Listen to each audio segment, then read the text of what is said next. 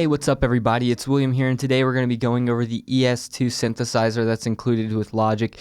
We'll just be doing a quick overview though, as going over all of these things in depth would take a little too much time. So right at the top we have some global parameters. We have poly, mono, legato, and so on at the top here. These are some global parameters that will adjust the overall sound of the synthesizer. And then also over on the left here we have some more global parameters. We have a fine-tuning box here, and then we have an analog dial, a CBD setting, and a glide knob and a bend range right here.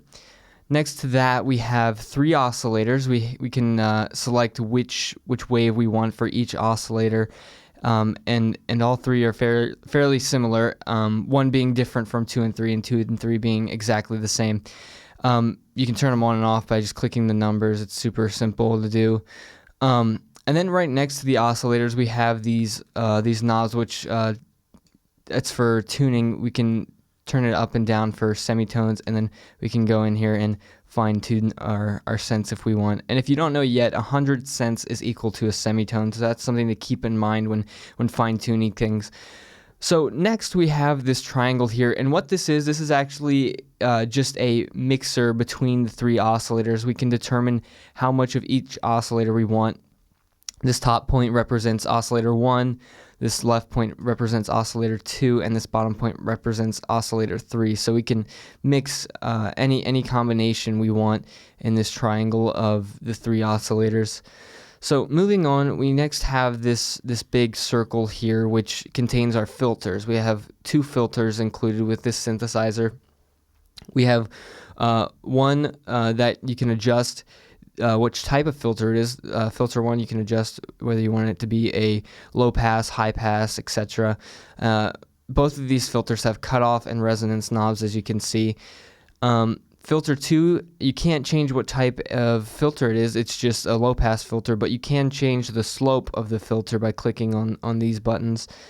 And at the very bottom of these two, you can see filter 1 has a drive knob and filter 2 has a frequency modulation knob, which that will actually affect the cutoff of filter 2 when that's modulated. And then right at the bottom, you can always, of course, toggle on and off this filter, and you can change it from series and parallel modes as well, so whatever you want to go for. Oh, and of course right at the top we have this blend slider here, so we can blend the two filters together if we want. Next, right underneath that, we have this short or this little area that represents a randomizer. So this right here, this slider is just a randomizer intensity. This button actually randomizes it when we click it, and this button selects which parameters we want to randomize. So this is something cool that can be used. So here, let me play what this sounds like real quick. Okay, so now that we know what that sounds like, I'm going to turn this randomizer all the way up and then just hit randomize. And you can see a whole bunch of parameters just changed here. And now if I click a note, oh, it's a very percussive metallic sound now. So it's really fun to mess with that, especially if you're new to the synthesizer, the ES2. This is a good thing to see or to hear different sounds, a good way to do that. Moving on, we have this section over here, which is this is our effects section. It has some onboard effects. It has a distortion, and we can set the intensity, soft and hard mode for that.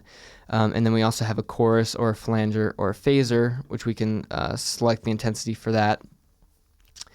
We have a tone knob for the distortion. We can set the high tones if we want them darker or brighter. And then we also have a speed for the modulation on the excuse me, the chorus, flanger, and phaser effects. To the left of these knobs, this is just a simple volume control for the overall sound, and this is just a sine level. It adds a sine the more you turn it up. So all the way down, all the way up. It's hard to tell with this sound. Let's go to the default real quick. So this is with the sine level all the way down. This is with the sine level all the way up. So we can hear that sine wave in there a lot more now when it's all the way up. Next, we have this planar pad. It's just this square that can control two values, an x and a y value, and you can assign those in the vector area down here. You can select the x target and the y target, and the vector area looks a little scary, but all it is it's an extremely powerful envelope generator that you can use to control different things in the synthesizer. You can select envelope mode, the curve, whether it loops or not, and you can add and delete points that you want. And then you can just set the targets for these, the intensities, and then next thing you know, the planar pad can control parameters. Because by default, it doesn't do anything because nothing is assigned to it. So you always have to keep that in mind. You want to assign something to it before this will actually do something. And then, of course, we have vector mode, which will change which type of mode we want the vector to be. Next is we have this router, which the router and vector section share this black strip on the synthesizer. The vector is hidden by default. You just click the button to transfer between these two. But all the router is it routes this whole bottom section of the synthesizer to things at the top. So you would select a target and you want via like how it's going to affect the target, and then the source of the modulation. So this is definitely something that you want to get used to. Each of these is the same. It's just a bunch of different strips that you can use. So once you know how one works, you'll know how all of them work for the router. But moving down to the bottom section, this is just our modulation section. So on the left here, you can see we have a polyphonic LFO here, and then we also have a mono LFO here. So we can change these, and we can also select the waveforms we want for these LFOs.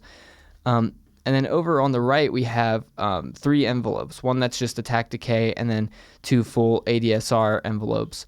So these are cool to use, and you can assign them to different oscillators and things, so you can get really unique sounding sounds.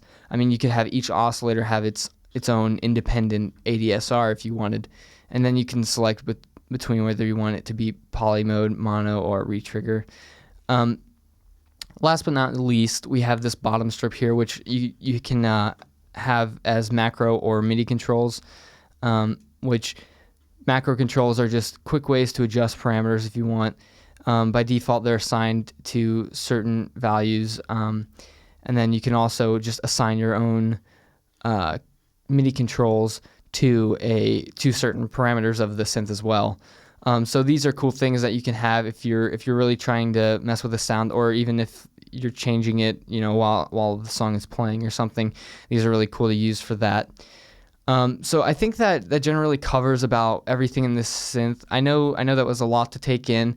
Definitely just go over it, look at some of the presets. They can really show you what's going on with the synth. As you can see, I just clicked on Acid Pulse Wave, and you can already see a bunch of stuff has changed and so on. But definitely go over these and get into this synth and really explore. I think you'll be able to handle it, though. We've gone over a lot of these things before. The only thing that's relatively new is the router and the vector pad, I think, as well as the planar pad maybe. But thanks for watching. I hope you enjoyed and learned a lot from this. See you next time.